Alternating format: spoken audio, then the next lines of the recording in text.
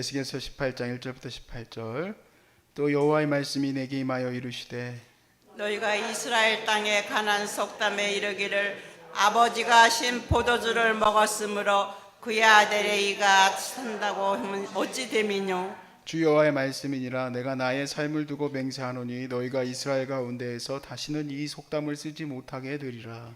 모든 영혼이 다 내게 속한지라. 아버지의 영혼이 내게 속함같이 그의 아들의 영혼도 내게 속하였나니 범죄하는 그 영혼은 죽으리라. 사람이 만일 의로워서 정의와 공의를 따라 행하며 산 위에서 재물을 먹지 아니하며 이스라엘 족속의 우상에게 눈을 들지 아니하며 이웃의 아내를 더럽히지 아니하며 월경 중에 있는 여인을 가까이 하지 아니하며 사람을 학대하지 아니하며 빚진 자의 저당물을 돌려주며 강탈하지 아니하며 줄인 자에게 음식물을 주며 벗은 자에게 옷을 입히며 별일을 위하여 구워주지 아니하며 이자를 받지 아니하며 스스로 손을 금하여 죄를 짓지 아니하며 사람과 사람 사이에 진실하게 판단하며 내 율례를 따르며 내 규례를 지켜 진실하게 행할진대 그는 의인이니 반드시 살리라. 주 여호와의 말씀이니라. 가령 그가 아들을 낳았다 하자 이 모든 소원은 하나도 행하지 아니하고 이 죄악 중 하나를 범하여 강포하거나 살인하거나 살인해서 재물을 먹거나 이웃의 아내를 더럽히거나 가난하고 궁핍한 자를 학대하거나 강탈하거나 빚진 자의 저당물을 돌려주지 아니하거나 우상에게 눈을 들거나 가증한 일을 행하거나 별일을 위하여 구워주거나 이자를 받거나 할진대 그가 살겠느냐? 결코 살지 못하리니 이 모든 가증한 일을 행하였은즉 반드시 죽을지라. 자기의 피가 자기에게로 돌아가리라. 또 가령 그가 아들을 낳았다 하자 그이들이 그 아버지가 행한 모든 죄를 보고 두려워하여 그대로 행하지 아니하고 산 위에서 재물을 먹지도 아니하며 이스라엘 족속의 우상에게 눈을 들지도 아니하며 이웃의 아내를 더럽히지도 아니하며 사람을 학대하지도 아니하며 저당을 잡지도 아니하며 강탈하지도 아니하고 줄인 자에게 음식물을 주며 벗은 자에게 옷을 입히며 손을 금하여 가난한 자를 압제하지 아니하며 별리나 이자를 받지 아니하며 내 규례를 지키며 내 율례를 행할진대 이 사람은 그의 아버지의 죄악으로 죽지 아니하고 반드시 살겠고 그의 아버지는 심히 포악하여 그 동족을 강탈하고 백성 중에 선을 행하지 아니하였으므로 그는 그의 죄악으로 죽으리라. 아멘. 제가 이곳에 상담하러 오신 분 중에 꼭 이제 묻게 되는 몇 가지가 있습니다. 그런데 이제 예수님을 믿는지 이런 것들을 묻게 되는데 자기 안 믿으신다는 거예요. 하지만 자기 오빠가 목사님이래요. 그래서 제가 그렇게 가까이 계시는 분이 열심히 복음 사명을 감당하시면 이제 우리 자매님도 좀 예수를 믿고 같이 이렇게 사명 감당하면 좋지 않겠습니까? 그랬더니 우리 오빠가 또 열심히 기도해 줄 거래요. 우리 엄마도 권사고 우리 오빠도 목사고 그러니까 자기를 위해서 기도해 주실 것이다 라고 말을 해요. 자, 이 문제에 대해서 목사님 기도는 물론 능력이 있겠죠. 믿는 자의 기도에는 힘이 있는 줄로 믿습니다. 그렇지만 이 문제에 대해서 오늘 이 말씀이 분명하게 얘기를 해주시는 거예요. 이 혼란의 시대, 이 바벨론의 포로로 잡혀간 이유가 무엇이었습니까? 하나님이 이스라엘 백성을 지금 정결하게 체질하고 계시는 겁니다. 그래서 새롭게 하나님이 이스라엘을 다시 꾸려나가려고 하시는데 그런 혼란의 시대, 즉 심판받고 있는 이 시간에 하나님은 특별히 이 말씀을 통해서 믿음의 그 자기 자신의 그 성결함, 하나님 앞에서 거룩함은 각자에 따라서다 이 얘기입니다. 아버지의 신앙에 따라서 내 신앙도 복을 받아서 같이 돌아오고 그렇게 되는 것이 아니라 아버지 신앙은 아버지 신앙이고 네 신앙은 네 신앙이고 네 자녀 신앙은 네 자녀 신앙이다 라고 분명히 지금 하나님이 말씀하시는 거예요. 믿음은 지극히 개별적인 거예요. 물론 앞에 우리 선조들이 열심히 믿음 생활을 했으면은 저런 게 맞는 거구나 안 맞는 거구나 하는 것을 내가 보고 느낄 수는 있을지는 모르겠지만 그 믿음이 나에게 뭔가 더 플러스가 돼서 하나님이 더 예쁘게 봐주고 그러는 거 없어요. 다 각자의 신앙 앞에 서 있는 것이다. 특별히 이 마지막 시대에 하나님의 거룩한 심판을 앞둔 그 우리들에게는 더욱더 이 말씀이 분명하게 들리기를 원합니다. 제가 오늘 이 말씀에서요, 바로 오늘 이 본문에 대해서 해석할 거는 없어요. 그냥 읽은 대로예요. 아버지 신앙은 아버지 신앙이고 자녀 신앙은 자녀 신앙. 그러면 우리는 우리의 삶에서는 어떻게 적용할 것인가? 이 얘기를 함께 나누려고 해요. 첫 번째, 가장 우리가 분명하게 해야 될 게 있는데요. 제가 이렇게 몇 가지를 여쭤보게 되면은 세 가지 정도로 반응을 하세요. 이제 믿음에 대해서 물어보고 또 여러 가지 이제 물어보게 되는데, 특별히 이제 제가 꼭 묻는 항목 중에 하나가 교회 어디 다니세요예요. 제가 그 교회 다니는 부분은 특별히 영적으로 우리가 하고 다른 분이 있는지 없는지를 점검하는 그런 이유도 있고, 좀 죄송한 얘기지만 이제 이분이 혹시 이제 소천하시게 되었을 때 누가 이렇게 영적으로 이렇게 장례나 이런 것들을 집행해 주실 분이 있는지 이걸 묻기 위해서 제가 반드시 그 부분을 물어요. 처음 들어오시게 되면. 근데 반응이 세 가지가 나와요. 첫 번째 반응은 뭐냐면 굉장히 자부심을 느끼면서 얘기를 하세요. 그리고 그 교회 알죠 하는 그런 표정이에요. 큰 교회예요. 큰 교회 다니시는 분이 어떤 교회 다닙니다 그래요. 그럼 저는 그래서 어쩌라고요 하는 그런 반응으로 나가진 않지만 그렇게 이제 대답을 하시고, 또 한 분은 끝까지 교회 이름을 안 얘기하려고 하세요. 뭐만 얘기하냐면 우리 교회가 좀 작아서요. 어쩌라고요? 작아서 어쩌라고요? 작아서요. 작은 교회입니다. 그래서 교회 이름이 뭐예요? 무슨 교회입니다. 예, 감사합니다. 우리 교회를 또 적어요. 또 한 분은 뭐냐면 그냥 별 반응 없이 그냥 아무개 교회입니다 하고 얘기하시는 거예요. 여러분, 우리가 꼭 알아야 될 게, 천국에는 교회별로 예를 들면 소중한 사람들 교회 이쪽에 모여라 하고 이쪽에 모이라고 되어 있지 않아요. 우리 교회에서 교구별로 모이는 거 하잖아요. 그런 것처럼 안 돼 있어요. 또 뿐만 아니라 어느 목사님에게 배웠는지 그 목사님에게 배웠던 사람들 다 모여라 하고 돼 있지 않아요. 여러분, 이거는요, 바울이 가장 싫어하면서 금지했었던 일 중에 하나예요. 너네들 제발 아볼로파다 게바파다 나누지 마라. 다 그리스도의 십자가 앞에서 하나인 줄로 믿습니다. 이 이유가 뭐냐? 사도 바울이 이 고린도전서 1장의 이 분쟁의 문제에 대해서 결론으로 얘기하는 29절에 아무도 이 구원을 자랑하지 못하게 하려 합니다 그랬어요. 아무도 이 구원의 문제를 자랑하지 못하게 하려 합니다.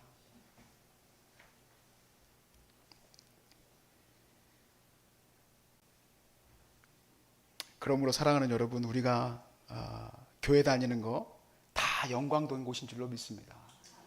교회가 세워지는 것은 마귀가 가장 떨고 두려워할 일이에요. 교회가 하나가 세워졌다. 십자가가 하나 세워졌어요. 근데 성도가 둘밖에 없어. 근데 마귀가 가장 두려워할 곳이. 그런데 교회가 없어졌다. 하나님이 가장 슬퍼할 일이에요.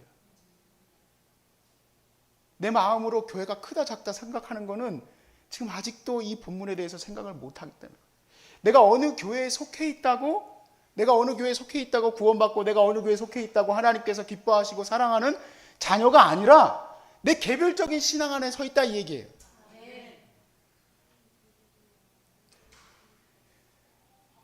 그래서 가장 두려워해야 할 것은 뭐냐면 내 신앙이 바로 서 있느냐예요. 내 신앙. 여러분,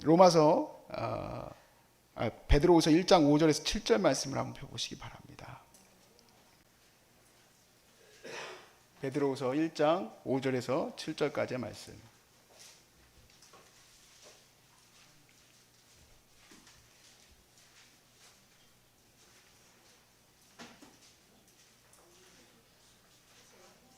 베드로후서요. 네.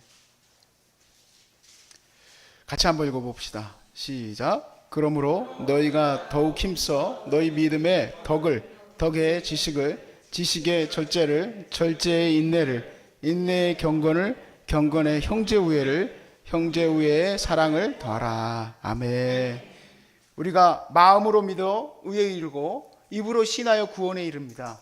그리고 이 믿음의 은혜를 반드시 믿음의 덕을, 덕의 지식을, 그리하여서 결국에 사랑의 은혜까지 나아갈 수 있어야 된다는 거예요. 나아갈 수 있어야 된다는 거예요. 이것은 하나님의 계명의 은혜들이 우리의 삶에서 반드시 나타나야 된다는 얘기죠. 내가 믿는 자고 하나님 앞에 선 자라면은 반드시 뒤에 부분들이 들어와야 되는데, 그 이유는 왜 그러냐? 왜냐하면 내 삶에 하나님이 이런 것들을 물으실 것이기 때문에 그래요. 뭘 묻느냐? 내가 얼마나 내 주어진 사람들을 박대하였는지, 내가 주어진 사람들을 얼마나 사랑했는지, 내게 주어진 사람들을 얼마나 세워나갔는지, 내가 얼마나 가까이 있던 사람들의 어려움을 멸시했는지를 주님이 물으실 것이기 때문에 그래요. 언제 심판대 앞에서? 아니에요. 어쩌면 우리의 사는 삶 속에서 물으실 거예요. 결국엔 죄가 우리를 추적하게 될 거예요. 여기 그대로 펴놓으십시오. 제가 오늘 본문에 있는 내용을 다시 한번 읽어드리면 14절부터 18절까지의 말씀에, 또 가령 그가 아들을 낳았다 하자 그 아들이 아버지가 행한 모든 죄를 보고 두려워하여 그대로 행하지 아니하고 산 위에서 제물도 먹지 아니하며 이스라엘 족속의 우상에게 눈을 들지 아니하며 이웃의 아내를 더럽히지 아니하며 사람을 학대하지도 아니하며 저당을 잡지도 아니하며 강탈하지도 아니하고 줄인 자에게 음식을 주며 벗은 자에게 옷을 입히며 손을 금하여 가난한 자를 압제하지 아니하며 별리나 이자를 받지 아니하여 내 규례를 지키며 내 율례를 행할진대 이 사람은 그의 아버지의 죄악으로 죽지 아니하고 반드시 살겠고 그의 아버지는 심히 포악하여 그 동족을 강탈하고 그 백성들 중에서 선을 행하지 아니하였으므로 그는 죄악으로 죽으리라 하신 겁니다. 그러므로 베드로가 말한 이 믿음의 과정은 선택 과정이 아니에요. 우리가 뭐 교회에서 보면은 1단계 제자 훈련, 2단계 제자 훈련 하죠. 그런 것처럼 믿음의 1단계, 그 다음에 인내의 2단계, 뭐 지식의 2, 3단계 이렇게 되는 게 아니라 우리에겐 필수 과정이라 이 얘기입니다. 믿음의 삶은 반드시 하나님의 계명과 연결이 돼 있어야 되죠. 연결이 돼 있어야 돼요. 이유는 왜 그러냐면 내 생명과 연결돼 있기 때문에 그래요. 내 삶과 연결돼 있기 때문에.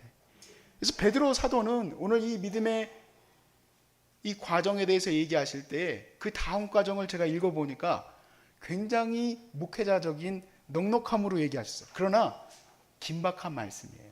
한번 보세요. 우리 8절부터 11절, 베드로서 1장 8절부터 11절 말씀을 이어서 봅시다. 다 같이 읽겠습니다. 시작. 이런 것이 너에게 있어 흡족한즉 너희로 우리 주 예수 그리스도를 알기에 게으르지 않고 열매 얻는 자가 되지 않게 하려니와 이런 것이 없는 자는 맹인이라 멀리 보지 못하고 그의 예죄가 깨끗하게 된 것을 잊었느니라. 그러므로 형제들아 더욱 힘써 너희 부르심과 택하심을 굳게 하라. 너희가 이것을 행한즉 언제든지 실족하지 아니하리라.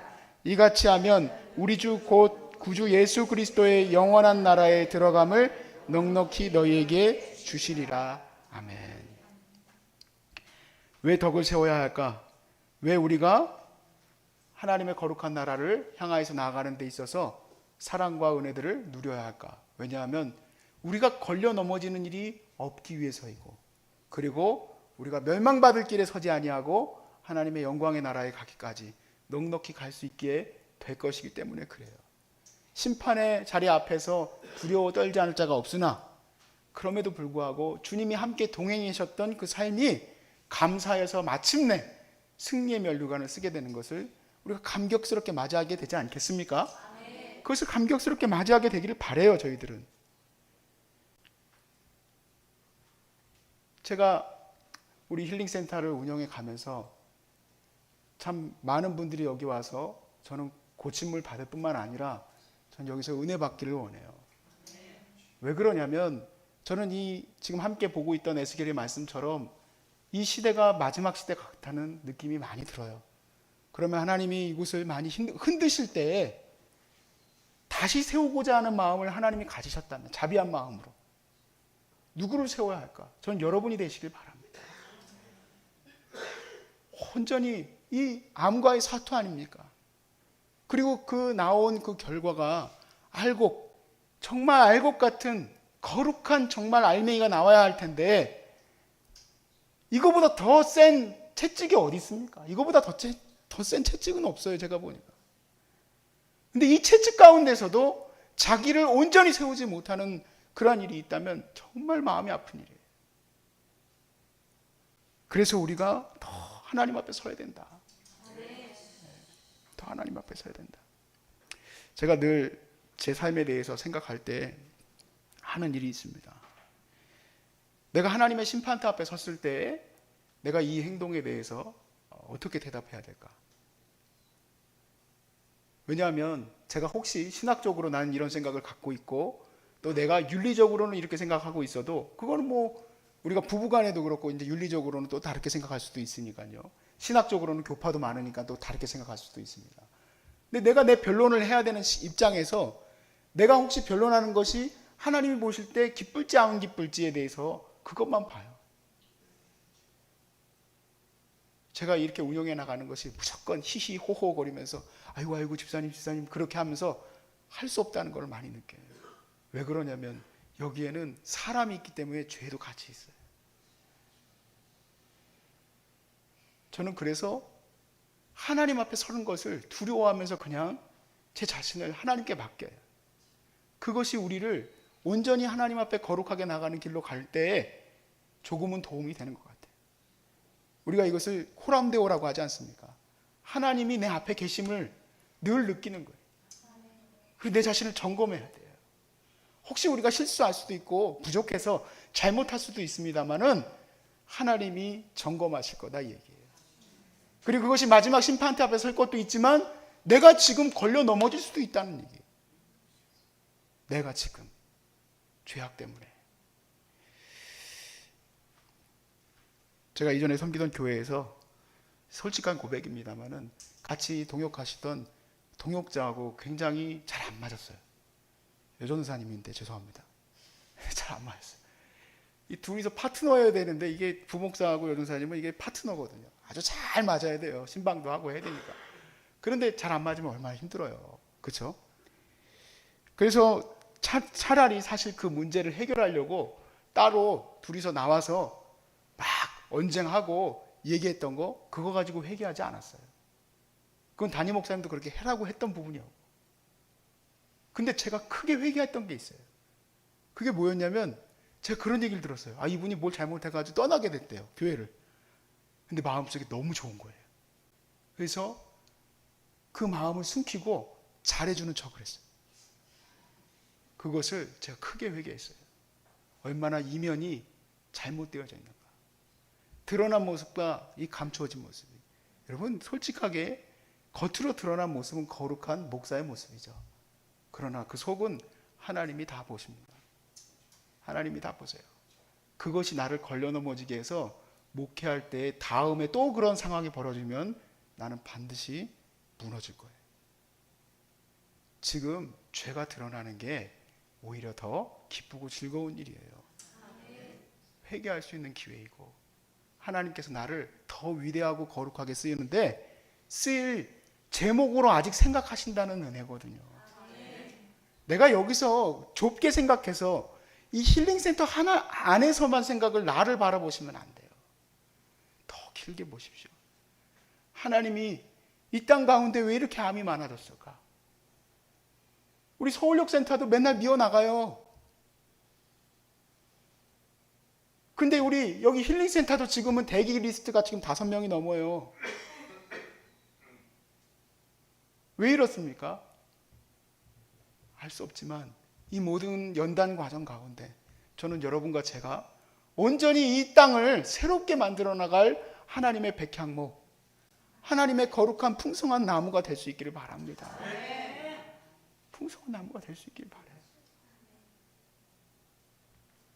저는 굉장히 소심한 사람이에요. 사실 솔직히 얘기를 하면 하나님이 이 엄청난 사역을 나한테 맡기신 일을 가끔은 제가 물어요.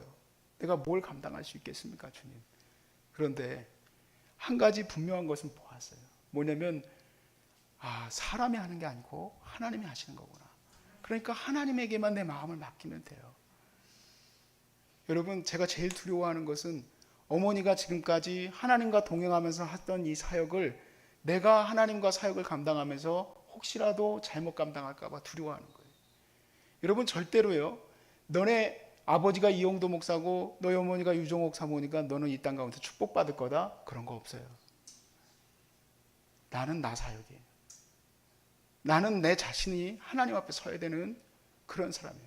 앞에서 그런 걸 보았으면 더 잘해야지, 더 열심히 더 온전히 세워야지 하는 마음이 매일 아침 새벽마다 나를 채찍질해요. 일어나기 싫을 때도 있고, 아이 설교 뭐 대충 아무거나 그렇게 준비해가지고 가지, 그런 마음이 들 때도 있고, 사람들 대할 때도 마찬가지고, 식사 준비도 마찬가지고, 사람들 오고 가는 것도 마찬가지고, 다 내 머릿속에 그냥 365일 24시간 계속 팽팽팽팽 돌지만, 그래도 제가 두려워하는 것은 하나님 앞에 내 마음을 드리지 못해서 혹시라도 지금까지 믿음으로 쌓아온 하나님의 사역이 내가 주님의 죄악 가운데서 넘어질까 두려운 거예요. 여러분, 각자의 신앙입니다. 내 주변에 누가 있다라고, 내가 어디 교회 다닌다고, 여러분 소중한 사람들 교회, 소중한 사람들 힐링센터에 있다고 난다고 생각하지 마세요. 소중한 사람들 힐링센터에 있다고 내가 영적으로 충만하다고 생각하지 마세요. 여기 있으시면 더 기도하시려고 노력하셔야 돼요.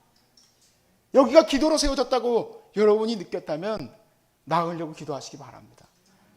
더 주님에게 가까이 가려고 노력하시고 더 주님의 은혜를 붙들려고 하시기 바랍니다. 신앙은 각자입니다.